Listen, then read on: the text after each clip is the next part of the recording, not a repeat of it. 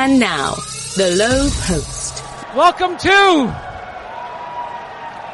the Lowe Post Pod. Is it the Lowe Post Pod? And a crossover with the Hoop Collective. Post-game, Game 3, Zach Lowe is joining us. Well done. Game 4. It's a long year. It's a long year. The Raptors are now up 3-1 in the finals. That's right. The NBA Finals. Zach Lowe joining us with the Hoop Collective Lowe Post Pod crossover. Ramona Shelburne just got done interviewing Serge Ibaka. Or no, who'd you interview? Yeah, Ibaka. Serge Ibaka. It was only the biggest game of his career. Don't even worry about it. And Jackie MacMullan. In the background here, there are... What would you estimate that is? 300? Oh, no more than that. More. Probably 600. Maybe 700. No, Raptors 700? fans. By tomorrow morning, it'll be 3,000. Yeah, everybody was here. It's twice as many as there were the other night. They tried to play music over them for a long time, but they I don't know what there is there anybody there that they're rallying around? It's just I think they're Nav just is all there. staying. Nav is there. Oh, Lee Ellis from the starters is in the crowd. Yeah. So, all right. So, pretty big transitional moment here. The Raptors have been the better team for almost this entire series. I realize that the Warriors have injuries. There's no question about that. The Warriors just took this game. Kawhi Leonard's been the best player in the playoffs. He was the best player tonight. He's been the best player in this series. They got tremendous defense. Zach Lowe, you've tracked the Raptors for so long. They're a team that usually, in the moment, under pressure, doesn't deliver. They've been delivering for a couple of months now, and here they did it again. It's a different team, that's why. The team that crumbled under pressure had DeMar DeRozan and some other players who aren't on this team anymore, and this team has a guy who's already a Finals MVP, and I think if they pull this off, takes his place among the greatest modern-day playoff performers ever. I mean, I don't think that's hyperbole if they win and he's the Finals MVP again. And you know what they did tonight that was so smart? Because just like the Warriors struggle if it's anyone besides Clay or Steph in this game, I think that the rest of them shot under 40%. The Raptors get concerned when they have to take Kawhi out. They bought 5 minutes when they took him out in the second quarter. 5 minutes, and they actually made the deficit less. To me, that was so key because down the stretch, Steph looks gassed. He's playing 40 minutes. Kawhi's at like 36 minutes, and I know that doesn't sound like a lot, but at the end of the game, it is. It's a big difference. So Nick Nurse handled Kawhi beautifully tonight, and he was just so far and away the best player on the court. I'm surprised he keeps rolling out these lineups at the start of the second and fourth quarter that have both Lowry and Leonard on the bench. And they're playing even or winning. And, if the Warriors can't win those minutes, they just are not going to win. Exactly. And tonight they did not. Well, when I watch the Warriors right now, they look like a team that has never gotten comfortable in this series because they don't know who's playing from game to game. Now, we sat with Nick Nurse before Game 3, and he said, it's kind of like a G League game. I have experience in this. It's like you never know who's going to play in every game. We're fine. We didn't know if Clay was going to play until 10 minutes before the game. We're fine with that. But for the Warriors, I'm popping into every one of these huddles. My job as the sideline reporter on the radio here. It's kind of like being a peeping Tom, and you just sneak in there and listen. And I'm really short. You should probably use a different comparison, but go ahead. Yeah, okay. But it's like you're literally you just get in there and get listened into the huddles, and sometimes you see these "Where's Waldo?" Moments of "Where's Momo?" Right? Every single time the Warriors players are talking to each other, it seems like they're not used to playing in these combinations, like these lineups and rotations that are out there right now. Draymond's talking to McKinney. McKinney is talking to Boogie. They don't seem like they're in any kind of flow because, quite frankly, this isn't the team that has been out there all year. It's also clear that Cousins just isn't ready. No. It's just, I don't know how he pulled that. I was surprised he started him in the second half. I don't know how they pulled that game 2 out of himself, but he turned the ball over 3 times in the first 3. He was just not ready to play. So, Brian, I actually asked Mike Brown that at the start of the second half, are you going to start Boogie? Because he was killing him out there. And he said, Steve really believes in showing trust in players. He wanted to show trust in Boogie there because these are my words, not Mike's on this part here, but I think they worry that if they didn't start him, his confidence would just crater. I think he's an emotional kind of guy that what that would send to him. But he's such a defensive liability on that pick and roll. Go back they to attacked the him every time. Go right at him. Every time he was on the floor. And, Fleet was good at it. I'm just going to give Kevon Looney a ton of credit because every time there was really contact, He played really well, and every time he was contact, you could see him wincing, especially that play down the end where he up-faked Ibaka, and Ibaka landed on him. I mean, and Clay played, what did he end up playing, 37 minutes? Yeah. After everything I was going to so the Steph 47-point performance will be lost to history. And I don't know what Clay ended up with, but it was almost 30. Yeah, he was amazing. I don't have the box score in front of me. I'm looking for it. For him to do that when it was unclear if he would even play, it's incredible. It was a great play. They just had nothing else. And he had 28. Curry had 27. How many minutes for Clay? 42 minutes for Clay. Wow, that's what did he shoot? What did Clay shoot? You would ask me that. No, he shot the ball really well. So 11 for 17. 11 of 18. That's an unbelievable game for Clay. 6 of 10 from 3. Does this make you revisit the decision to sit him in Game 3, seeing how good he was in Game 4? We'll never know, though. Ramona, I honestly thought that the Warriors thought Durant was going to play tonight. Yeah, me too. They felt confident enough to clear him to practice, and then the practice didn't go, and they reversed course. And even Steve Kerr said before the game tonight, I'm not going to give any more updates on what Kevin's doing. I'm only going to say whether he's playing or not. So here's a rhetorical. I don't think they were expecting. Do we know if he was out here when they closed the court? I don't know if he was out. That I don't when believe when they had the closed practice before the game. I don't think it really matters because he couldn't play in the game, so it doesn't matter. So here's a rhetorical question for you, though. We know his future's uncertain. He's not out here on the bench during these games. I don't know where he is. He's in the locker room. I see him all the time, but he's in the locker room. The bigger factor than this is where is his relationship with his teammates is always fragile. Right. Yep. Where is his relationship with his teammates now? Like, I don't know. Like, only he knows how his calf feels. Yeah. You know, he's got his own training people. They may be telling him, you are risking an Achilles injury playing on this. I don't know that to be true. I'm just saying, like, we don't know what he's being told. We don't know how it feels. Right. But see, to me, this is another case of perception becomes reality. Yeah. Okay? Because Kevon Looney's out there and guys are falling on him and he's playing, and Clay's playing 41 minutes on a bad hammy. And I'm not questioning Kevin Durant's toughness or his commitment to his team. But the optics, perception starts to become reality. It starts to be... I don't care really where he watches the game, and frankly, no, I'm just talking more about where is he at with his teammates right now. Well, but they've been pretty publicly like he's a great leader behind the scenes and all this. But I do think, having been around them the last whatever days, and you have too, Momo, you're around them a lot. I think there's starting to become a sense of not frustration with Kevin, but just the frustration of is he going to play or not. Yeah. It's almost like his free agency in miniature. Yeah. Like the constant questions and wondering about it is beginning to wear on people. That's what I'm getting at. It's not that everyone's saying, "Oh, he's such a wuss, he won't play." It's not that at all. It's just once again, everybody's waiting on Kevin.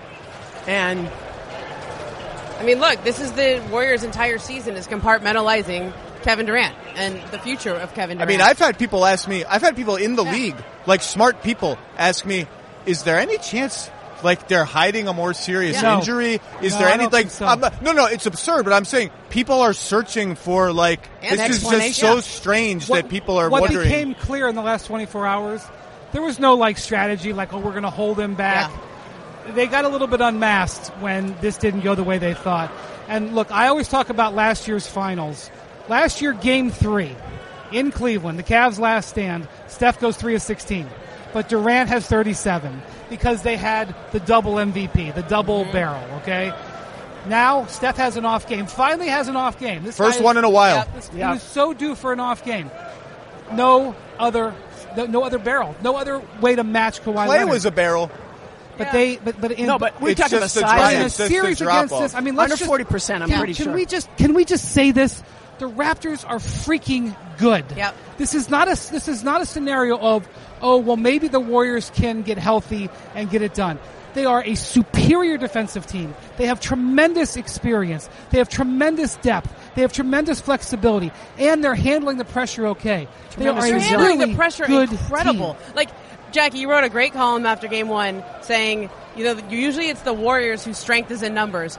This time it was the Raptors. Usually it's the Warriors who have that great third quarter where they pull the game out, where they just distance themselves. In the last 2 games, it's been the Raptors who pull away in the third quarter. Right. Usually it's the Warriors who are superior at the free throw line. In this series, the Raptors, I think they've missed a couple of times, but they've been incredible at the free throw line. Zach, so many Raptors playoff games I've been to, you've been to a lot of them, where the Raptors just melted. When they faced pressure, they melted. From game 1, really from game 5 in Milwaukee, they just answered every call. To me, such a different team. The turning point for them, and we'll see what happens, how the series goes, is not even Milwaukee. It's game 4 in Philadelphia, down 2-1. That was the first time they had to summon a real toughness and a real togetherness, and they came out and won. People will always remember the Kawhi shot to win Game 7, the Kawhi shot that saved them in Game 4 in Philly over Embiid at the top of the arc looms almost as big to me. And you can't talk enough about Kawhi Leonard. You keep talking about this Raptors, the malaise they had. This resembles nothing of that team because Kyle Lowry was asked to do a lot more on that team than on this team. Siakam was a baby. He's coming into his own before our eyes. You have Danny Green here. And, Danny Green can go 0 for 5, and then when the game's on the line, hit his 3 from the corner. Reminds me of Dennis Johnson. There's a name from the past. Yeah. Dennis Johnson would go 0 for 8, and then when the game was on the line, hit the game winner. Danny Green has a little bit of that in him. And Gasol and Ibaka together, Ibaka was just sensational. They're just trading off having great games. What did Serge say to you after the game? You talked to him. Serge basically said, this is what we've done all year. He did entertain the notion of winning in Canada in Game 5. And I was wondering if they would even go there, because until now they haven't. They've shut all those questions down. They're going to go there in a couple hours. But they usually they've been, we just got one game, this is what we needed to do. This is the first time I've heard them start to believe it, maybe, start to see it and even talk about it openly. I'll tell you, they ran off the floor. No, they weren't high-fiving. They weren't cheering. They weren't smiling. I think they've believed it for a while.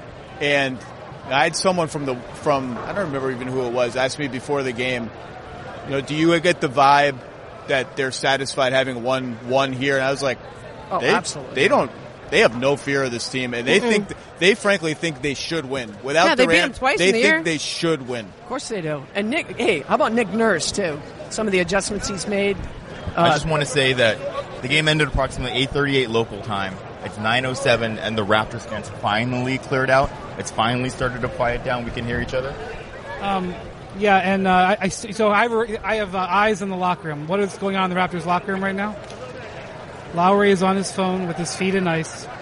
Van Vliet is getting his right hip iced and reenacting the hit from Livingston. Yeah. You have eyes in the locker room. What are you, Lord Varys? Siakam is just hanging out with his knees getting iced. There's not. The Raptors fans are celebrating a near championship. Here's what's going on, though, right, inside this lower bowl of the arena. This could have been the last game at Oracle Arena. And I don't think anyone believed that when the game started tonight. I think there was this, you couldn't even discuss it with people. But now it's become a reality that's staring people in the face. And I got to say, I'm disappointed. I thought the Warriors fans leaving early in a game like this. I know it was 10, but for this kind of building on this kind of stage and the run this team's been on to leave early. I don't know if they had an issue with letting the people out of the club. Maybe there was. There had to be something. The entire front row of seats was empty to start the third quarter. Yeah, I was there. And you know who was there? Uncle Dennis.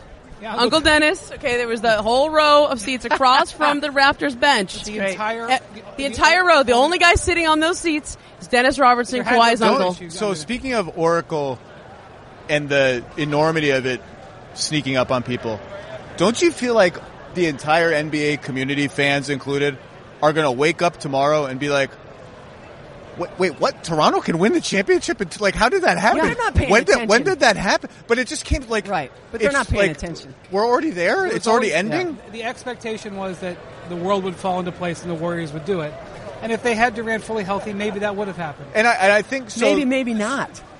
But I think there was this weird blip in Game 3. Game 3 to me did not feel like a finals game. Yeah. So it's like the finals were on pause. It was like the better team went up 12 and just sort of meandered their way to a 12-point win, whatever. It was a boring kind of finals game. Then it felt like the finals again tonight. And now it's like, wait a second. It could be over in like 72 hours. It's in Toronto. Yeah. And the way that although I will say this, it's not.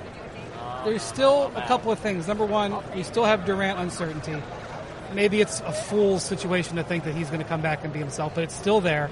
And if they get that game, especially if Durant comes back and plays well, there's still that one last pivot, one last card to play. Do I see any sign of any of that happening? No. But I remember it was 3-1 in Cleveland. I remember that night. So, Look, I talked to a Warriors person today, let's just say, and they said they think Durant is really, really close. Now, if he's really, really close, why isn't he playing right now, right? I mean, I think that's the answer. And the answer I get is he hasn't been cleared by the training staff. That's Rick Celebrini, that he's shutting him down. But there's no more runway. You either come back in Game 5 or that's probably it, right? Could I just get a quick gut check from all of you guys? Like the Raptors are up 3-1 now.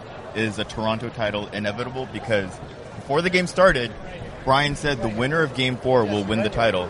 He's someone that famously does not make predictions. I don't make predictions. I feel good about it at this point. Nothing is inevitable with the Warriors. I am not going to count them out until they're out. But they got to win twice in Toronto, and they looked like a team that didn't have answers at the end of the game today. I think they got to win it in Game 5. I don't think we're coming back to Oracle. I don't see many signs of life from Golden State. And I've been one of those people who kept thinking the Warriors were going to turn it around the whole time because they're the Warriors. They usually do. But I've been around a lot of teams, dynastic type teams when this ends, and it's usually like this. Like nobody believes it until the end. Otherwise they wouldn't end. Right. Tell me, man, I lived it in Boston, Massachusetts. Yeah. 2 different reincarnations. Phil Jackson's Lakers got swept by the Dallas Mavericks 30 points every game. And it was just over. Think about the Heat. I mean, I'll never forget being in the Heat locker room in 2014. They were kind of happy the season was over. It was like it just ended and they got blown off the floor again, and it was like, oh, okay, that's it. Yep. Not saying, again, this team, I'm not going to doubt them. They have heart, they're champions, they're giants, whatever Steve likes to say. I've been around Toronto a lot here the last, several weeks. I've lost track. And looking at real estate there, and it's expensive. Jake. I know it is, but the thing I'm just gonna, and I know I'm being redundant here, but I'm gonna go back to Kawhi because we keep talking about the new Raptors. It's not the new Raptors so much as it's Kawhi, and he knows how to do this, and he's done it before. And when the game gets tight, he takes all the pressure off all of them. So spectacular. I've got to wrap up because I've got to go. Thank you, Jackie. Thank you, Ramona. Guys. Great to see y'all. We'll have a Hoop Collective over the weekend, and Zach Lowe will have. Wait. So you said welcome to, and you did it well. So can I say I don't like to say I don't like to say that you have to subscribe and review. I don't want to say I hate saying that. Subscribe. I hate saying that. Keep going. Okay.